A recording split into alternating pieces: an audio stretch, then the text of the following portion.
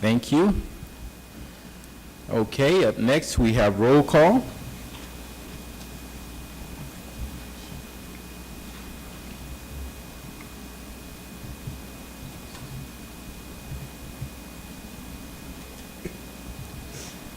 Ms. Holly? All councilors present, with Councilor Hensley previously requesting to be excused, and a quorum has been declared. Okay. Up next on the agenda, we have the agenda approval. Mayor, I move that we approve the agenda as presented, excusing Ms. Hensley from the meeting. Second it.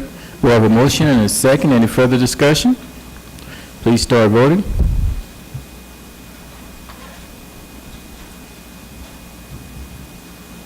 Ms. Holly? The motion carried unanimously. Okay. Up next, we have citizens' comments. This is the part of the council meeting where we have citizens come up to the mic, state your name, and you have 3 minutes to make your comments to council. We will ask you politely at 3 minutes to wrap it up if you haven't wrapped it up by that time, okay? So at this time, we have Ms. Wanda Patterson.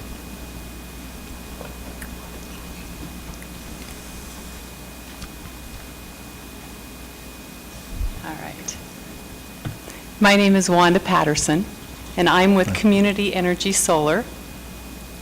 We're a solar company that has received awards from Xcel Energy to build community solar gardens here in the San Luis Valley and promote economic development.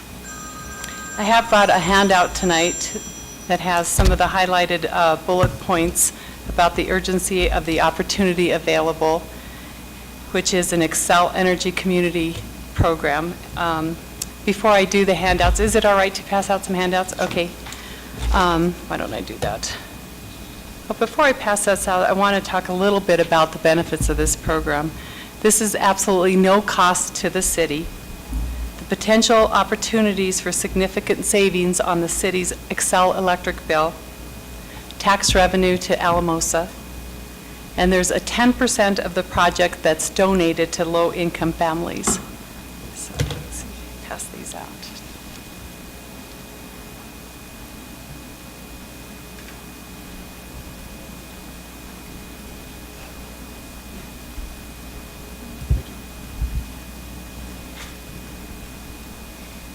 Thank you very much.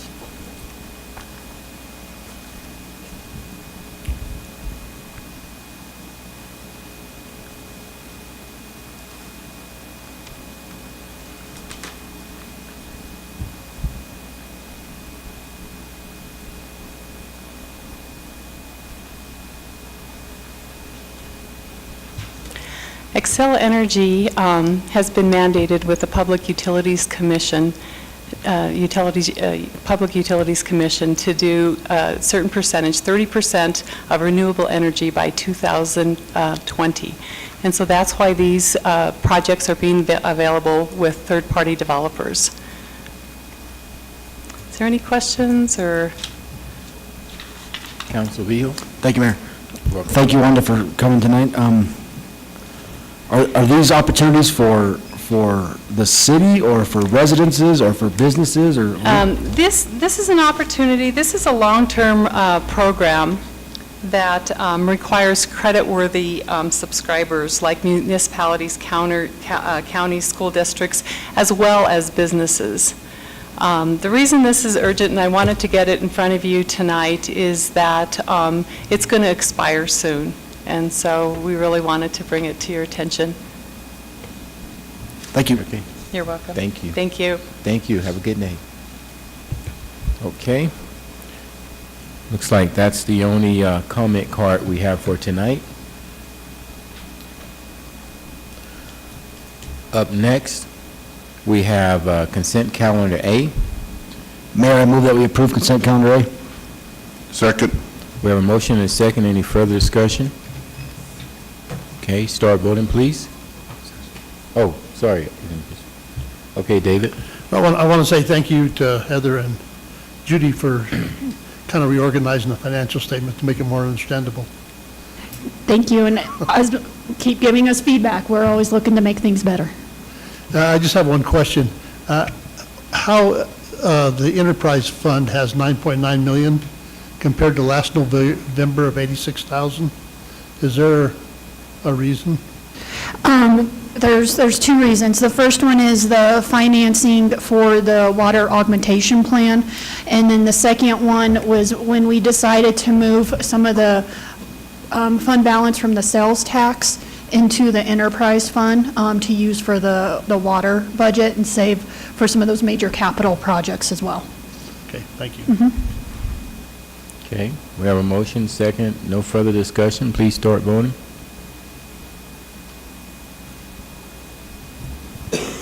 Ms. Hawley? The motion carried unanimously. Okay, thank you. Up next, we have, under regular business brought forward by the city staff. Item 1, the first reading of ordinance number 2-2019. Eric? Thank you, Mayor. This is what I would consider to be a housekeeping ordinance. It arises because the way our ordinances are written, there are provisions relating to trespass, which are frequently used provisions actually in our trespass code. In particular, when someone remains on the premises of another when requested to leave by the person in possession, and another provision when someone enters on the premises of another after having been given written notice that they are persona non grata there. And those are the kinds of trespass that we frequently see. For the first one, in private homes. For the second one, a lot of our businesses will have people who have shoplifted there regularly who are issued a notice like this. Seems to more normally fall under trespass than under disorderly conduct, which is where it currently resides in our code. So this just moves those provisions from disorderly conduct to trespass. Okay, thank you, Eric. Councilor Griego? Okay. I had a question, Eric, on the homes. What is the boundary? Is it a fence? Is the sidewalk? In the past, people have said, hey, you're camping on my sidewalk. You need to move on. Yeah, so it's the property that's actually possessed by the owner or the tenant or whoever has the lawful right of possession. That would not include the city sidewalk. That's public right-of-way that's governed by the city's own regulations concerning camping and other nuisance issues. The trespass only relates to we call it, in the legal circles, we call it the curtilage. It's the house and the yard. House and yard. Okay, thank you. Councilor Daniel? Thank you, Mayor. Eric, I have another question. So will we still have a disorderly conduct ordinance? We will. In fact, when you, if you look at the council communication, I left in there the subsection numbers under disorderly conduct that I'm pulling these from. So that's subsections 7 and 9. There are still 1 through 6 and 8 will still be in there as disorderly conduct. Okay. And that's things like flipping, or I think flipping people off even is disorderly conduct, but creating a disturbance in public, that kind of thing. Thank you. When I read it the first time, I see now that makes sense. When I read it the first time, I didn't catch that we weren't just getting rid of one. So thank you. Okay, thank you. Okay, Councilor Carson? I was just going to move that we go ahead and pass this ordinance 22-2019, amending sections 11-43, disorderly conduct, and 11-99, trespass of the Code of Ordinances of the City of Alamosa to classify certain actions as trespass rather than disorderly conduct. Second. We have a motion and a second. Excuse me, you want to set that for public hearing? Is this first reading? Yeah, just say it. Let's do that. Okay. All right, we have a motion and a second, amending the motion and making sure that we establish and set it up for a public hearing, and we have a second. So no further discussion. Please start voting.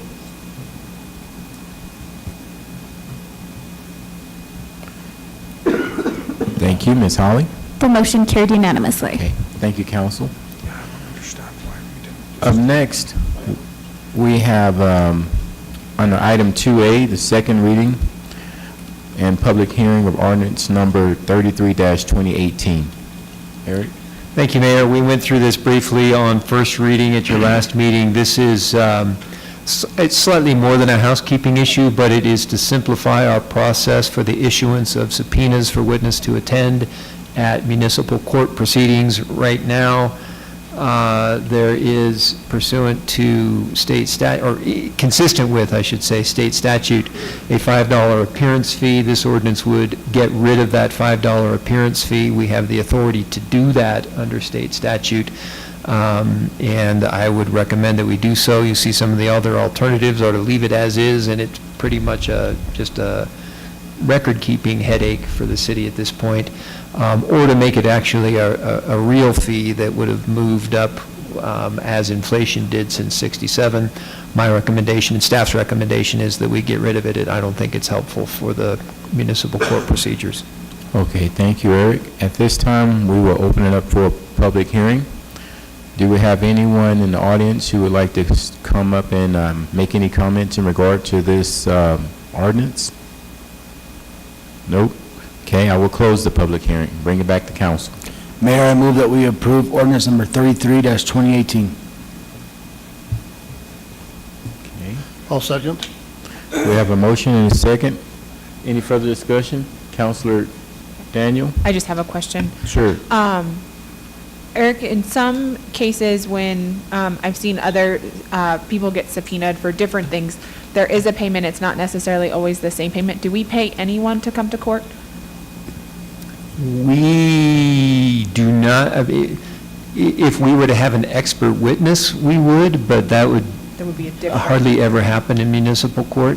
So I doubt that we would. Some other courts require in district court and county court, state district and county court, there is a mileage fee for witnesses to attend, a one-way mileage fee. That is not applicable in municipal court, so we don't do that. Okay, great. Thank you very much. Okay. All right, so no further discussion. Please start voting.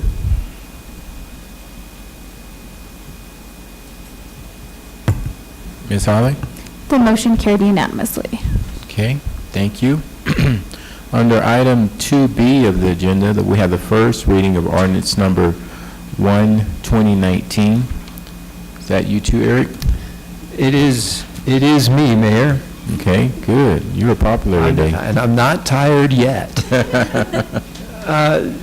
This ordinance addresses an issue that has come about a couple of times, actually, and in particular with respect to the NRA, but there are other groups, I think, as well, who would be impacted by the ordinance. Our ordinances currently prohibit deadly weapons, and deadly weapon is a defined term in the ordinances. It includes guns and knives and throwing stars and various things. But anyway, the ordinance prohibits deadly weapons, possession of deadly weapons on premises where alcohol is sold. And the NRA in particular has an annual fundraising auction where they auction off firearms, and therefore, because of this ordinance, they cannot do that within city limits.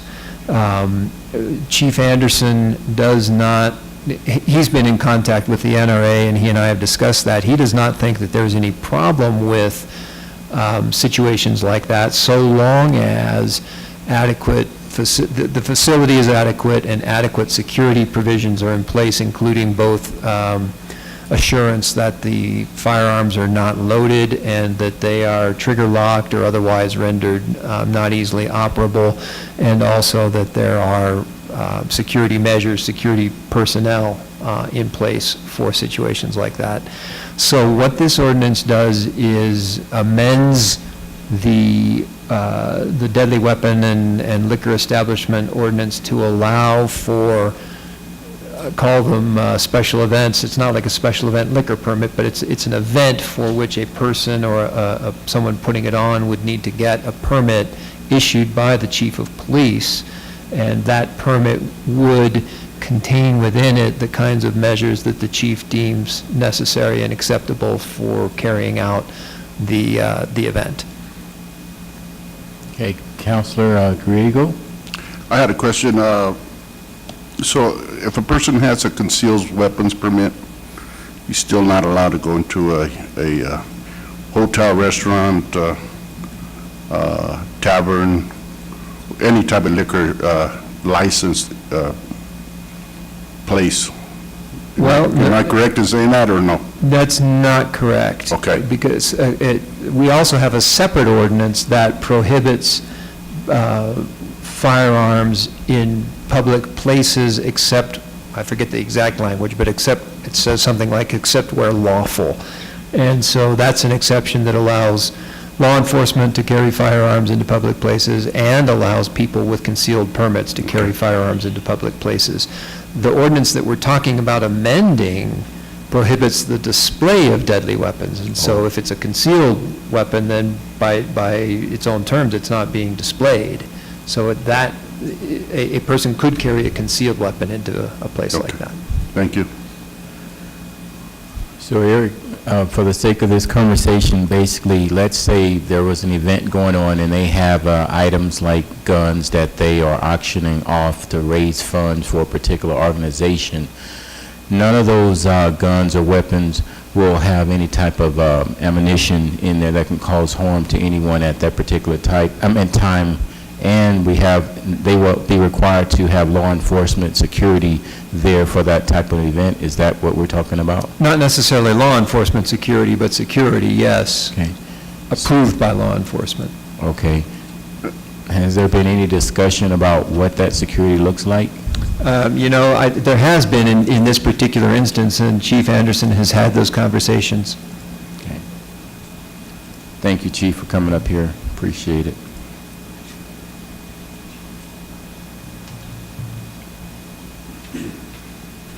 I was trying to skate through this one. Sorry, Eric, I guess I'm here.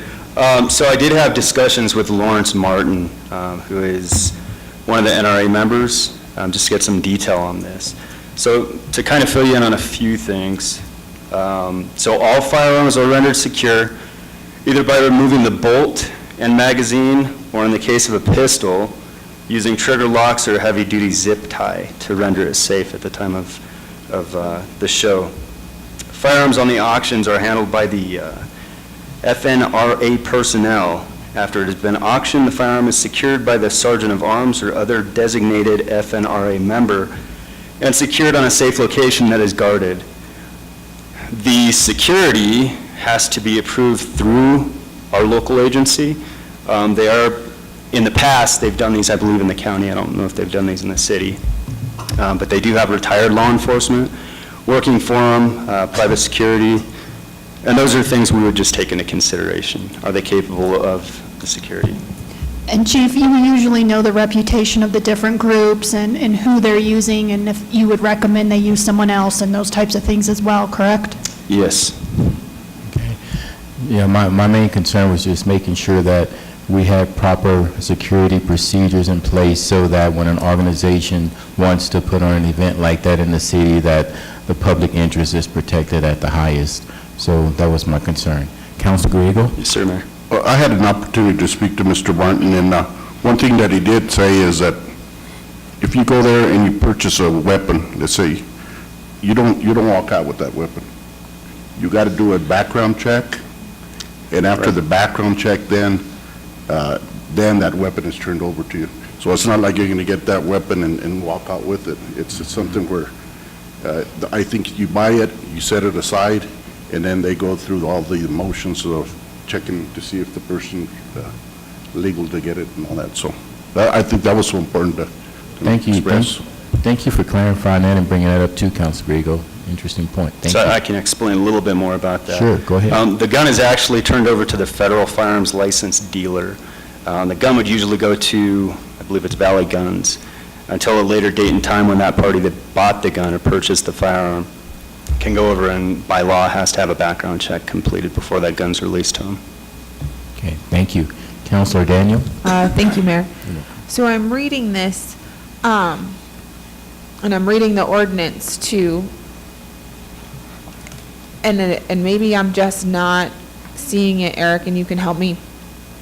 But it doesn't necessarily say that it's for fundraising specifically or auctions. And so I wonder if this opens it up to gun shows and things like that, where I just think we want to have a different conversation. And I was actually going to address that because I realized I didn't mention that when I was running through this. It does limit the ability to hold such functions to nonprofit organizations. So I suppose if you had a nonprofit gun show thing coming through, they could do that, but again, it's a nonprofit organization. It couldn't be John's Guns Right. coming in and having a party and doing an auction. But it's also not necessarily an auction, right? Correct. It could Okay. be It could be a a sale. sale, it could be any event where they're doing Okay. that. Okay. Okay, council, any further questions? Okay, Councilor Rawls? Yeah, I don't have a problem with this ordinance, so I'll make a motion to approve the first reading ordinance number 1, 2019, ordinance amending section 11-120 of the Code of Ordinance of the City of Alamosa, and I guess set it for a public hearing? What's that? On January 16th. I'll second that. Thank you. We have a motion and a second. Any further discussion? Okay, please start voting.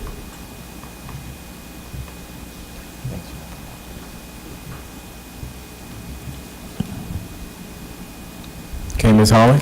The motion carried unanimously. All right, up next, we have committee reports. Does anyone have any committee reports? No? Okay. Staff announcement? We figure someone needs to talk other than Eric, so. We just have a few. The first is I want to thank Public Works and Parks and Rec crew for the snow removal efforts. There's quite a bit of snow that was out there, and the crews were working hard on getting our parking lots and the streets and everything cleared out, and they've been working around the clock, so I wanted to say thank you for that.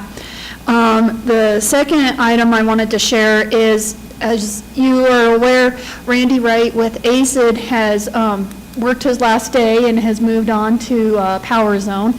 With that change, when we were having the discussions of what deliverables to be put into the contract, it kind of halted that, because some of the deliverables very much would still make sense, but some of the deliverables maybe wouldn't make sense to someone coming in new to that position and be able to accomplish within a year.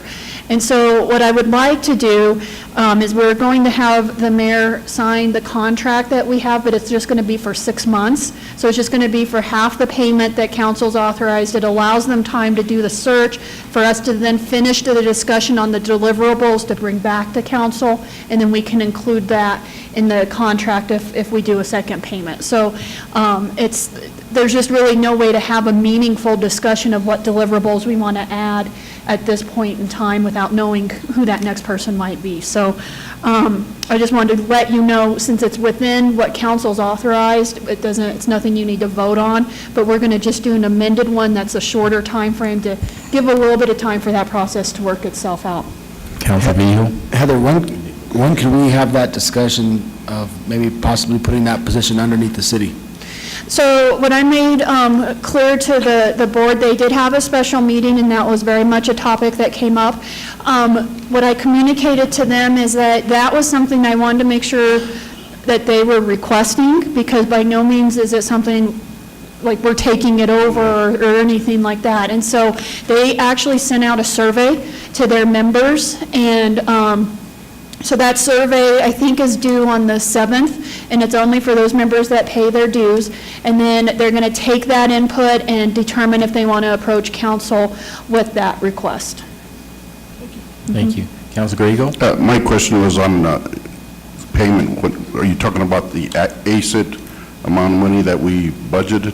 Correct. So So you what authorized Okay. $25,000 for the whole year, but we've never paid the whole amount Okay. up front anyways. We always do one at the beginning and one about two-thirds of the way through. Since it also, our payment to ACE, it also helps fund the chamber and SBDC, which clearly we still want those to function. From a cash flow perspective, it's important to keep that Okay. commitment. Thank you.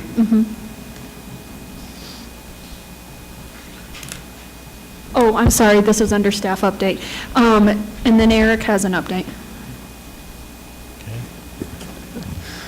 So I believe, councilors, you were forwarded a communication from the Campaign for Tobacco-Free Kids concerning the smoking lounge ordinance that was just enacted at the end of last year.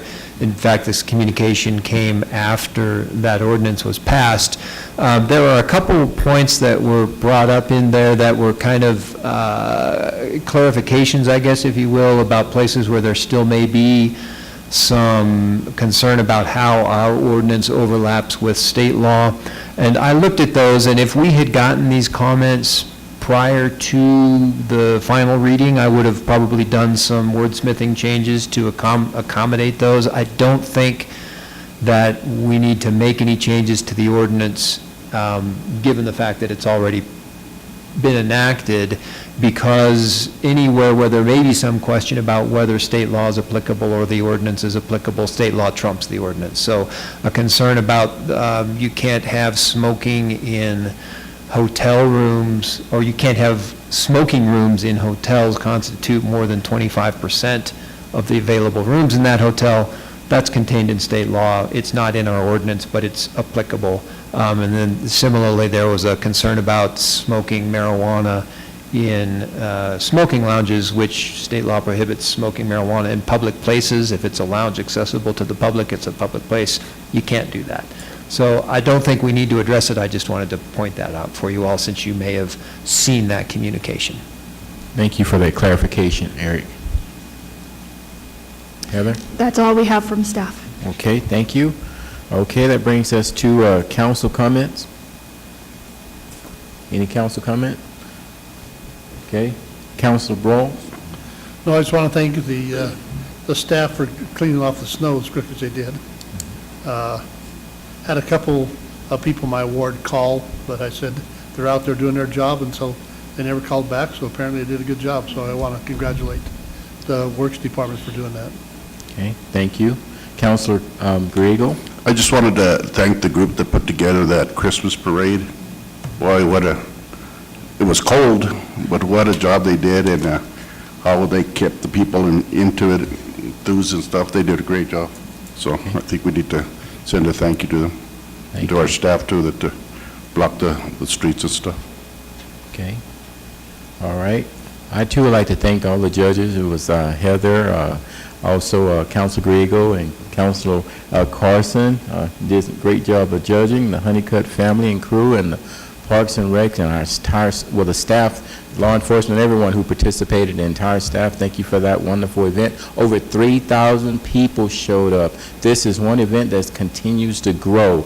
You know, I'm really thinking we can probably do a ball like New York on New Year's Day one day, New Year's Eve, at the way the numbers are growing. But thank you all for doing that. And I also would like to thank Parks and Rec, as well as the Public Works Department, for the preparation you put into being prepared before the storm. I think that was very important, and I'm so glad that you all did that by allowing staff members to leave a little early to get rested up for the storm. And they're doing a fantastic job, just like all of council are saying up here tonight. So thank you for that. Okay, that's all the comments I have. And welcome 2019. Ready for a great year of making a positive difference in our community. Okay, up next, we have executive session pursuit of CRS 24-6-4024A and 4B to discuss status of Rio Bravo exchange and receive advice from our city attorney in exchange. Mayor, I move that we move into executive session pursuant to the revised statutes you just mentioned. Second. We have a motion and second. No further discussion, start voting. No further business will be discussed at the conclusion of this executive session. Thank you.